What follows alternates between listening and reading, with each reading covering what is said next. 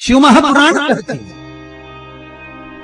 अगर ज्यादा रोग है, बीमारी है, तो श्राद्ध पक्ष की 9वीं तिथि के समय पर केवल बड़ के पत्ते के ऊपर, बड़ का जो पत्ता होता है, बट वृक्ष का पत्ता, उस पे काली तिल और जौ 21 बार उतार कर, जो व्यक्ति बहुत बीमार पड़ा रहता हो और कोई ना कोई बीमारी उसको घेरी रहती हो, तो बड़ के पत्ते पर काली तिल और जौ, काली तिल और जौ रख कर पितरों का स्मरण कर कर 9वीं तिथि के दिन 21 बार उतार कर बहते पानी में डाल दो या पीपल के पेड़ के नीचे रख दो, बीमारी समाप्त हो जाएगी, रोग नहीं घेर सकता। अगले श्राद्ध तक लिखकर रखना कि किस तारीख को करा, किस तिथि को करा, अगली तिथि तक जानना, आपको रोग नहीं आएगा, बीमारी नहीं आएगी, कष्ट नहीं।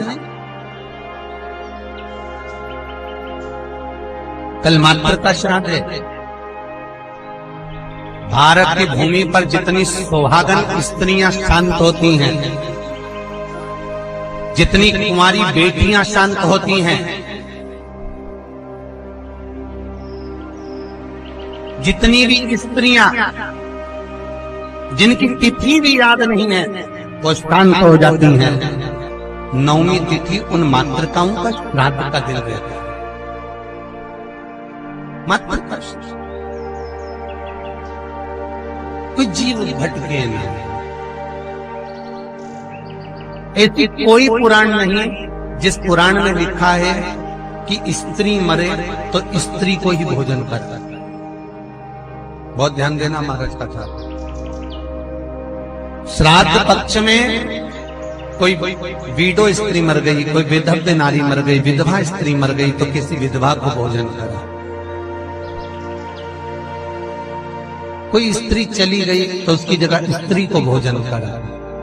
आप चाहे मार्कंडे पुराण उठा लो, मनुस्मृति उठा लो, व्यग्र स्मृति उठा लो, किसी भी पुराण में, किसी भी शास्त्र में ये नहीं लिखा कि श्राद्ध का भोजन आप स्त्री को करें। हर पुराण में एक ही बात लिखी है कि ब्राह्मण वो जो पूजन करता हो, ब्राह्मण वो जो गायत्री करता हो, ब्राह्मण वो जो भगवत भजन करता हो, ब्राह्मण वो जो मंत्र का जाप करता हो, ब्राह्मण वो जो नित्य प्रति संध्या करता हो, ब्राह्मण वो जो मंत्र का स्मरण करता हो, वेद और पुराण का ज्ञाता हो, ब्राह्मण वो जो भगवान की सेवा में तल्लीन रहता हो, ब्राह्मण वो जो कंधे पर जनेऊ धारण करता हो, ब्राह्मण वो जो मस्तक पर त्रिपुंड धारण करता हो, ब्राह्मण वो जो जिसके मुख से गायत्री का नित्य प्रति स्मरण होता हो, उसको भोजन कराने का श्राद्ध में हक है। अब ये भी समझ लो कि अगर स्त्री मरी तो स्त्री के श्राद्ध में क्या स्त्री को ही भोजन कराना चाहिए? तो शिव महापुराण, करुण पुराण, गर्ग संहिता, बरहा पुराण, ये सारी पुराणे वर्णन करती है कि स्त्री को आप भोजन करा रहे हो। स्त्री क्या वेद पढ़ती है? स्त्री क्या गायत्री करती है? स्त्री क्या संध्या करती है? स्त्री क्या उपासना करती है? नहीं। अगर उस स्त्री के लिए भी आपने ब्राह्मण को भोजन कराया तो भोजन करेगा तो गायत्री करेगा, संध्या करेगा, उससे उसको भाग हमारे पूर्वजों को प्राप्त होगा। इसलिए ब्राह्मण भोजन की महत्वता। फिर दूसरा क्रम कहा गया, मान लो अगर कोई सौभाग्यवती नारी चली गई, सुहागन स्त्री चली गई, कोई पति के साथ सती हो गई, कोई ऐसी स्त्री गई है, तो स्पष्ट कहा गया है महाराज, हमारे यहाँ मनुस्मृति में कहा गया कि अगर कोई सौभाग्यवती नारी चली जाती है तो उसको केवल स्त्री को भोजन नहीं कराना है, उसके साथ उसके पति को भी भोजन पर बुलाना है, तब भोजन का श्राद्ध का भाग प्राप्त होता है। नहीं तो वो स्त्री जिसका तुमने श्राद्ध करा है, केवल एक नारी को सौभाग्यवती को बुलाकर भोजन करा दिया, साड़ी दे दी, चूड़ी दे दी, बिंदी दे दी और वो चली गई, तो वो नारी साल भर में स्वप्न में पूरे घर को दिखेगी, जरूर कभी भी दिखेगी, पर दिखेगी ये पक्का। अब कहोगे महाराज हमने तो श्राद्ध में माता जी का भोजन भी कराया था, स्वागत गई थी तो हमने तो एक लेडीज को भोजन भी कराया। वो स्त्री का भोजन कराया, अकेली को भोजन कराया, उसके साथ में उसके पति को नहीं मिला।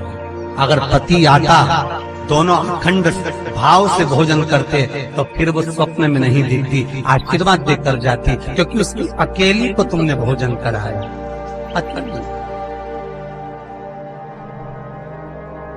मनुस्मृति कहती है सुहागन स्त्री का जब श्राद्ध आता है तो उसके पति को भी जोड़े पर भोजन करने बुलाना चाहिए, अकेले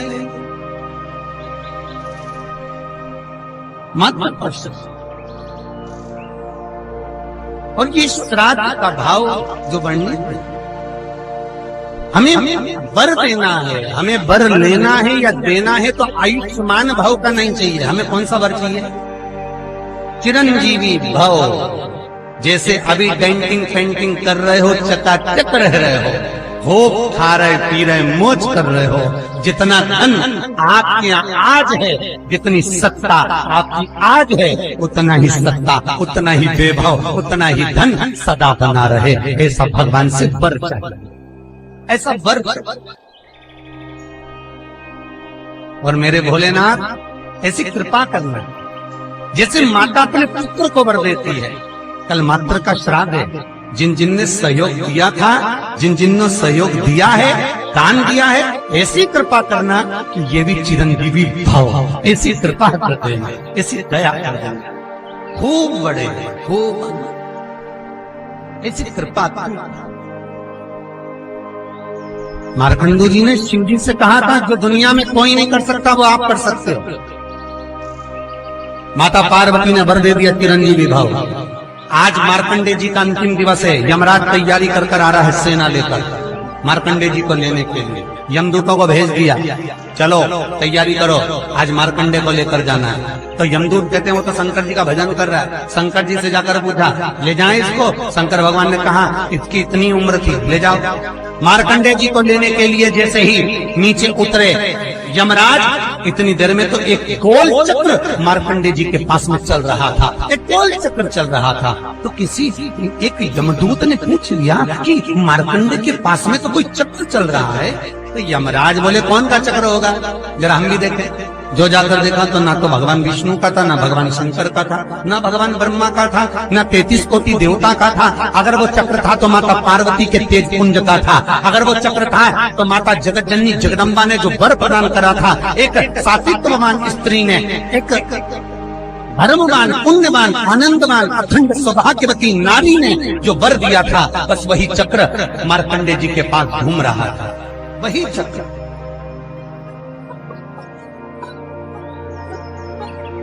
स्त्री के मस्तक पर जो ये कुंकू की बिंदी होती है ना, ये किसी चक्र से कम नहीं होती है जी, किसी चक्र से कम नहीं है। यदि संसार का कोई मनुष्य बेल दूध का प्रयोग करता है, बेल दूध से मतलब होता है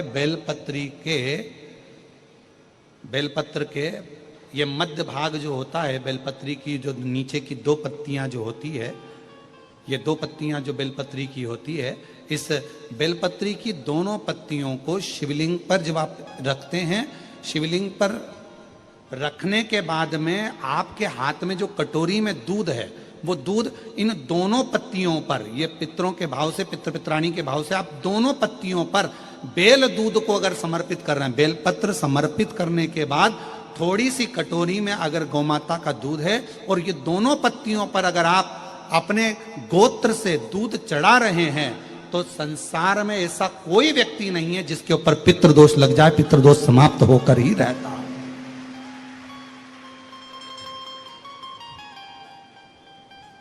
शिवलिंग पर बेलपत्र चढ़ाई, बेलपत्र चढ़ाकर ये नीचे की जो पत्ती है, आपका जो दूध का भाग है वो दो पत्ती पर चढ़ना चाहिए, तीसरी पत्ती पर जल का भाग आता है। दो पत्ती पर आपका दूध का भाग रहे। और जब बेल दूध का प्रयोग आप करते हैं और दूध बाबा को 16 दिन श्राद्ध के अगर कोई कह दे कि आपके घर में पितृदोष है, ये दोष है, वो दोष है, सारे दोष आपके यहाँ लग गए हैं, और आपके यहाँ ये 4 लक्षण अगर पितृदोष के दिख रहे हैं जो पहले कथा में वर्णित किए, अगर ये लक्षण दिख रहे हैं तो श्राद्ध पक्ष के 16 दिन पहले दिन से ही आप चालू हो जाओ।